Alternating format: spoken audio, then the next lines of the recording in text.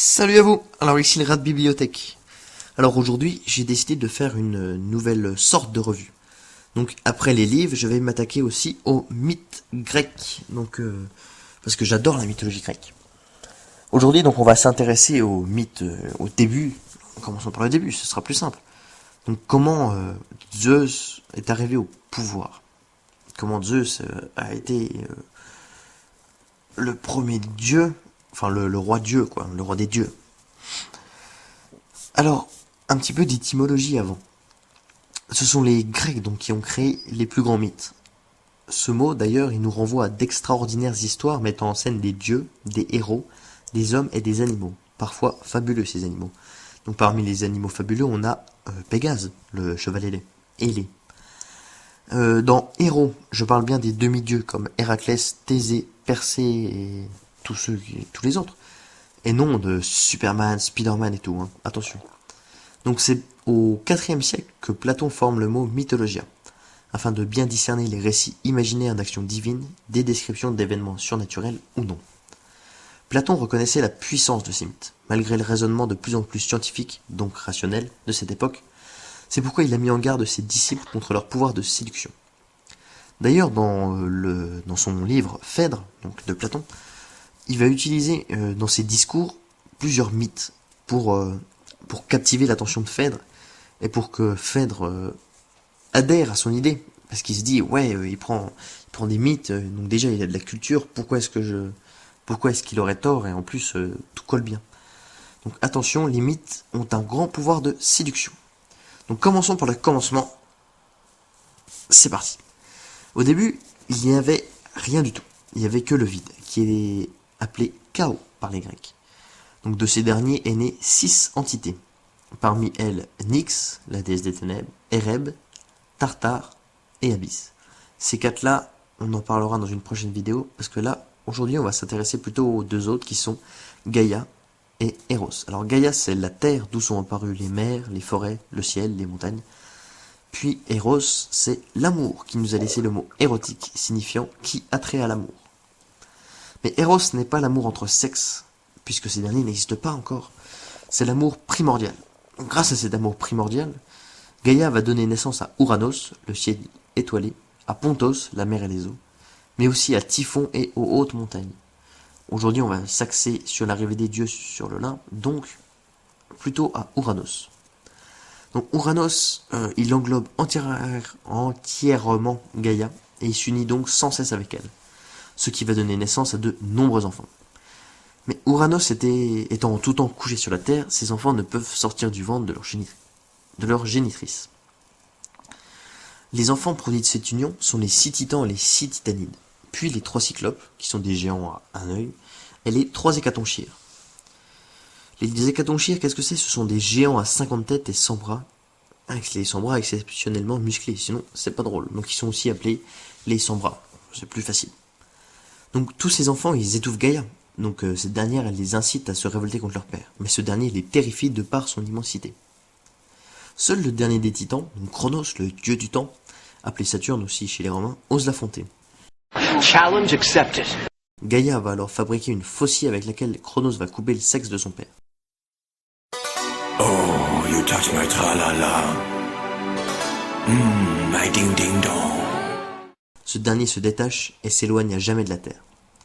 De cette blessure vont naître les 3 Érinies, donc les divinités de la vengeance et du châtiment. Les géants qui personnifient la guerre et la violence, et les Méliades. Les Méliades, ce sont des nymphes guerrières qui habitent dans les arbres, à partir desquels on fabrique les lances. Donc Chronos est alors entouré par ses 5 frères et ses 6 sœurs, et devient le premier roi du monde.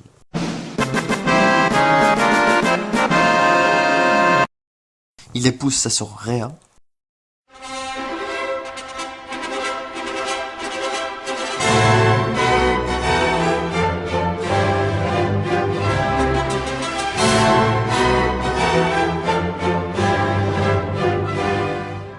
et il va enfermer les cyclopes et les hécatonchyres dans les profondeurs de l'enfer. Mais Ouranos a prévenu Chronos, juste avant de son exil, qu'un de ses enfants le détrônerait, un des enfants de Chronos.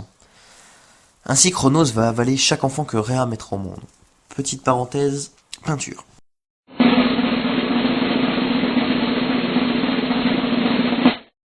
Le tableau de je ne sais plus quel peintre dans lequel on voit Cronos manger un de ses enfants, donc que vous voyez sûrement à l'écran en ce moment, ce n'est pas possible parce que justement Cronos doit avaler ses enfants parce que vous verrez plus tard, enfin je vous expliquerai au fur et à mesure. Donc il va alors manger chacun de ses enfants. Donc après avoir chaque enfant que Rhea mettra au monde. Donc après avoir mangé Hadès, Poséidon, Héra, Déméter et Hestia, Rhea veut protéger son dernier né, qui est Zeus. Elle va alors donner une pierre emmaillotée à son mari pour le tromper. Petite parenthèse, peinture.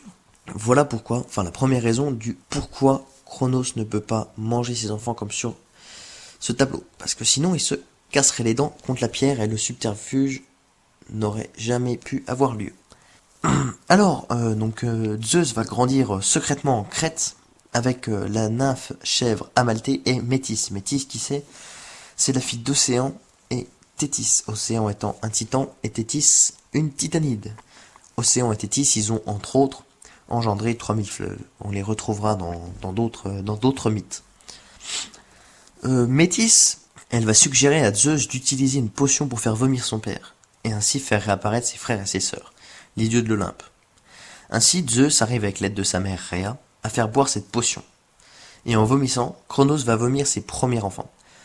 Pourquoi, nouvelle parenthèse peinture, voilà pourquoi il ne peut pas manger ses enfants comme sur ce tableau, parce que sinon, il pourrait pas les ressortir en entier. Donc, ainsi vont réapparaître les premiers dieux de l'Olympe. Like a mouse. Donc parmi eux, les trois hommes, Zeus, Poséidon et Hadès, vont se partager les trois mondes. Zeus va prendre la terre et le ciel. Poséidon va prendre les eaux et les océans. Et Hadès va prendre les enfers, le tartare et tout ce qui va avec. On va avoir une guerre entre ces deux rivaux, donc le clan Zeus et le clan Cronos. Cette guerre, on en parlera la prochaine fois. J'espère que cette vidéo vous a plu. Et en tout cas, moi j'ai pris grand plaisir à la faire. Vous pouvez mettre un j'aime, la partager, l'aimer, j'ai déjà dit, me rejoindre sur Facebook, sur Twitter. Vous pouvez aussi mettre un commentaire dans lequel vous voudriez, vous mettez un des mythes sur lequel vous voudriez que je fasse une revue. Sachant que je ne pense pas m'attaquer tout de suite aux grands mythes du genre Ulysse et Héraclès, qui sont, à mon avis, un peu longs pour le commencement. Mais dites-moi les mythes que vous aimeriez, Thésée, Persée, je pourrais en prendre quelques-uns parmi ceux-là. Donc moi je vous dis à bientôt pour la prochaine vidéo qui sera sûrement sur un livre. Avant de vous quitter, je voudrais vous dire que, j'ai oublié de parler de ça, la mythologie grecque a été mise en livre par Rick Riordan dans Percy Jackson. C'est une série à 5 bouquins, une super série. Je vous demande de lire les livres et non de regarder les films qui sont une bouse énorme. Non, les films sont vraiment nazes. Déjà, sans avoir lu les bouquins, le nombre de gens qui ont été déçus, alors imaginez-vous après avoir lu les bouquins. Enfin bref, lisez les bouquins qui sont vraiment super, on apprend beaucoup de choses et c'est vraiment sympa, c'est remis au bout du jour avec l'idée d'avoir un demi-dieu à notre époque et avoir Charon qui est toujours là, qui a aidé nombre de demi-dieux tout au long de ces mythes, que vous verrez si j'arrive à faire énormément de mythes sur les héros. Et donc lisez ces bouquins qui sont vraiment exceptionnels. Donc je vous dis à la prochaine fois maintenant. Et j'espère que vous avez apprécié ce petit moment mythologie. Salut à vous!